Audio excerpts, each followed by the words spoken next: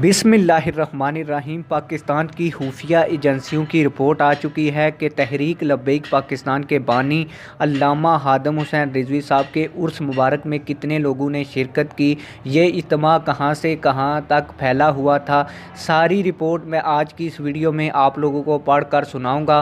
लेकिन वीडियो शुरू करने से पहले आप लोगों से एक छोटी सी रिक्वेस्ट है, अगर आपने अभी तक हमारे चैनल को सब्सक्राइब नहीं किया तो जल्दी से चैनल को सब्सक्राइब कर दें और वीडियो को लाइक कर दें। आप लोगों को बताता चलूँ कि एजेंसियों और मीडिया की रिपोर्ट के मुताबिक तहरीक लब्बैक पाकिस्तान के बानी अल्लामा हादम हुसैन रिजवी साहब के पहले उर्स की आखिरी नशिस्त के दिन 40 लाख से ज़्यादा लोगों ने शिरकत की है।